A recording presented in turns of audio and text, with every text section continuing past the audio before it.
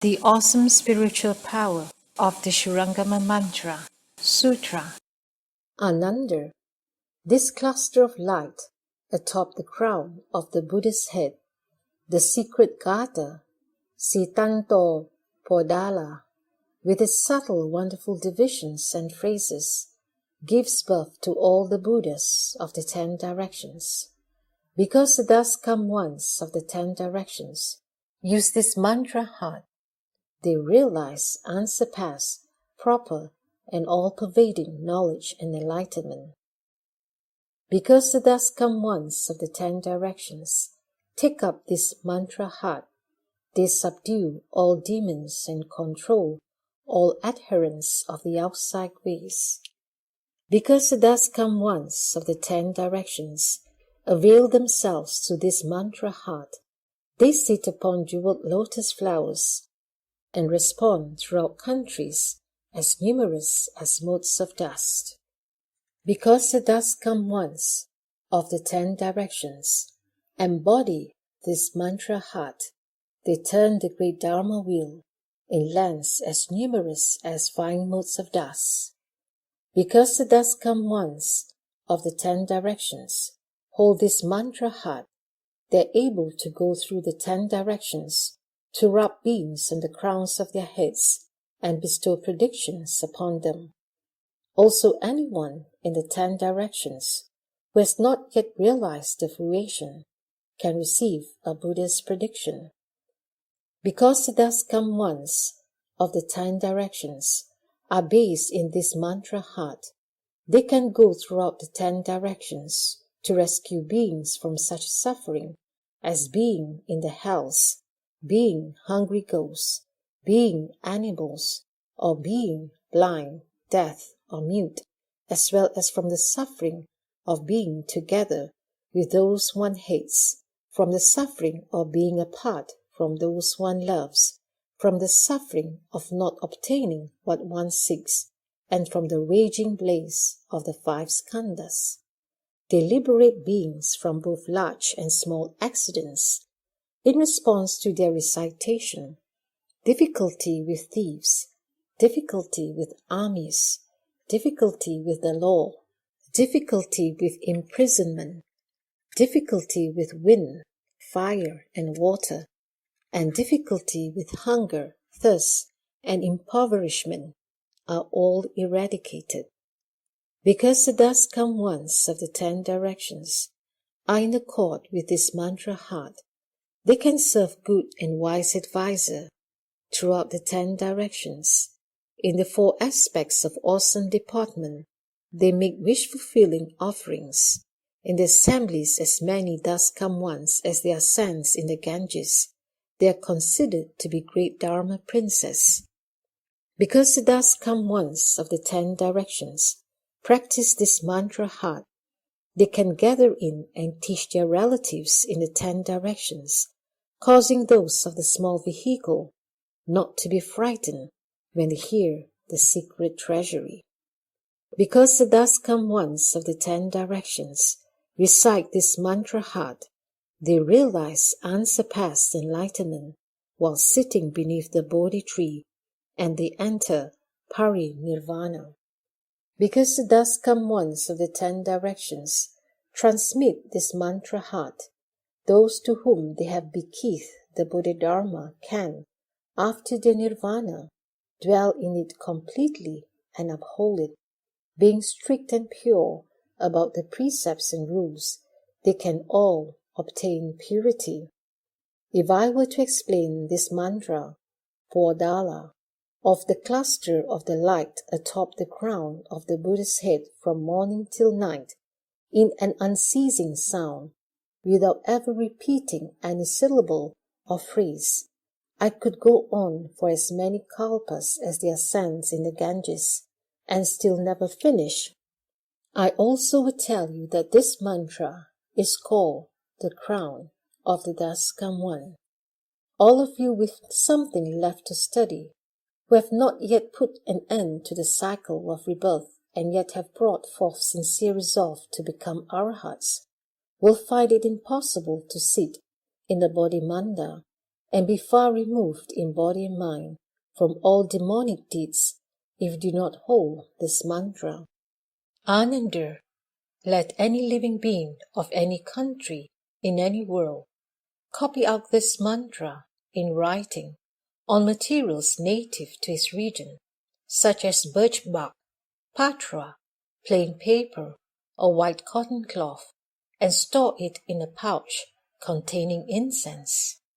If that person wears the pouch on his body, or if he keeps a copy in his home, then you should know that even if he understands so little that he cannot recite it from memory, he will not be harmed by any poison during his entire life. Ananda, I will now tell you more about how this mantra can rescue and protect the world, help people obtain great fearlessness, and bring to accomplishment living beings' transcendental wisdom. You should know that, after my extinction, if there are beings in the Dharma ending age who can recite the mantra themselves or teach others to recite it, such people who recite and uphold it cannot be burned by fire, cannot be drowned by water, and cannot be harmed by mild or potent poisons. And so it is in every other case, such that they cannot be possessed by any evil mantra, or any heavenly dragon, ghost or spirit, or by any essence, weird creature or demonic ghost. These people's mind will attain proper reception, so that any spell, any paralyzing sorcery, any poison or poisoning gold, any poisoning silver, any plant, tree, insect or snake, and any of the myriad kinds of poisonous vapors will turn into sweet dew when it enters their mouths.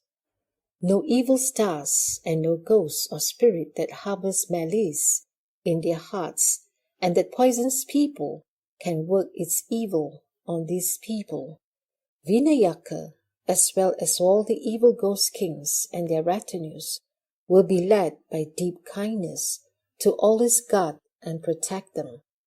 Ananda, you should know that 84,000 Nayutas of Ganges sands of Kotis of Vajra treasury king bodhisattvas and their descendants, each with Vajra multitudes as retinue, are ever in attendance, day and night, upon this mantra. If living beings whose minds are scattered, and who have no samadhi, remember and recite the mantra, the Vajra kings will always surround them. Therefore, good men, that is even more true for those who are decisively resolved upon Bodhi. All the Vajra treasury king bodhisattvas will regard them attentively and secretly hasten the opening of their spiritual consciousness. When that response occurs, those people will be able to remember the events of as many kalpas as there are grains of sand in 84,000 Ganges rivers, knowing them all beyond any doubt. From that kalpa onward, through every life, until the time they take their last body, they'll not be born where there are yakshas, raksaksas, putanas, kataputanas, kumbandas, pisachas, and so forth. Where there is any kind of hungry ghost, whether with form or lacking form, or with thought or lacking thought, or in any such evil place, if these good people read, recite, copy, or write out the mantra, if they carry it or treasure it, if they make offerings to it, then through kalpa after kalpa, they will not be poor or lowly, nor will they be born in unpleasant places. If these living beings have never accumulated any blessings, the thus come ones of the 10 directions will bestow their own merit and virtue upon these people. Because of that, through asankheyas of ineffable, unspeakable numbers of kalpas, as many as the Ganges sands, they are always together with the Buddhas. They are born in the same place. due to their limitless merit and virtue, and like the amala fruit cluster, they stay in the same place, become permeated with cultivation, and are never parted. Therefore, it can enable those who have broken the precepts to regain the purity of the precept source. It can enable those who have not received the precepts to receive them. It can cause those who are not vigorous to become vigorous. It can enable those who lack wisdom to gain wisdom. It can cause those who are not pure to quickly become pure. It can cause those who do not hold to vegetarianism to become vegetarians naturally. Ananda, if good men who uphold this mantra violated the pure precepts before they received the mantra, their multitude of offenses incurred by violating the precepts, whether major or minor, can simultaneously be eradicated after they begin to uphold the mantra. Even if they drank intoxicants or ate the 5 pungent plants and various other impure things in the past, the Buddhas, Bodhisattvas, Vajras, gods, immortals, ghosts, and spirits will not hold it against them. If they are unclean and wear tattered old clothes to carry out the single practice and single dwelling, they can be equally pure. Even if they do not set up the platform, do not enter the Bodhimanda, and do not practice the way, but recite and uphold this mantra, the merit and virtue will be identical with that derived from entering the platform and practicing the way. If they have committed the 5 rebellious acts, grave offenses warranting unintermittent retribution, or if they are bhikshus or bhikshunis who have violated the 4 parajikas or the 8 parajikas, such heavy karma as this will disperse after they recite this mantra, like a sand dune that is scattered in a gale, so that not a particle remains. Ananda, if living beings who have never repented and reformed any of the obstructive offenses, either heavy or light, that they have committed throughout countless kalpas past, up to and including those of this very life, can nevertheless read, recite, copy, or write out this mantra, or wear it on their bodies, or place it in their homes or in their garden houses, then all that accumulated karma will melt away like snow in hot water. Before long, they will obtain awakening to patience with the non-existence of beings and phenomena. Moreover, Ananda, if women who do not have children and want to conceive can sincerely memorize and recite this mantra or carry the mantra Sitanto Podala on their bodies, they can give birth to sons or daughters endowed with blessings, virtue, and wisdom. Those who seek long life will obtain long life. Those who seek to quickly perfect their reward will quickly gain perfection. The same is true for those who seek something regarding their bodies, their lives, their appearance, or their strength. At the end of their lives, they will gain the rebirth they hope for, in whichever of the countries of the 10 directions they wish. They certainly will not be born in poorly endowed places, or as inferior people. Even less will they be reborn in some odd form. Ananda, if there is famine or plague in a country, province or village, or if perhaps there are armed troops, brigands, invasions, wars, or any other kind of local threat or danger, one can write out the spiritual mantra and place it on the 4 city gates, or on the chaitya, or on the davaja, and instruct all the people of the country to gaze upon the mantra, to make obeisance to it, to revere it, and to single-mindedly make offerings to it. One can instruct all the citizens to wear it in on their bodies, or to place it in their homes, and then all such disasters and calamities will completely disappear. Ananda, in each and every country where the people accord with this mantra, the heavenly dragons are delighted, the winds and rains are seasonal, the crops are abundant, and the people are peaceful and happy. It can also suppress all evil stars, which may appear in any of the directions, and transform themselves in uncanny ways. Calamities and obstructions will not arise. People will not die accidentally or unexpectedly, nor will they be bound by fetters, canges, or locks. Day and night they will be at peace, and no evil dreams will disturb their sleep. Ananda. This Saha world has 84,000 changeable and disastrous evil stars. 28 great evil stars are the leaders, and of these, 8 great evil stars are the rulers. They take various shapes, and when they appear in the world, they bring disaster and weird happenings upon living beings. But they will all be eradicated wherever there is the mantra.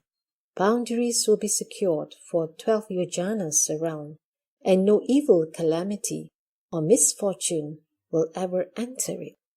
Therefore, the Thus Come One proclaims this mantra as one which will protect those of the future who have just begun to study, as well as all cultivators, so that they can enter samadhi, be peaceful in body and mind, and attain great tranquility.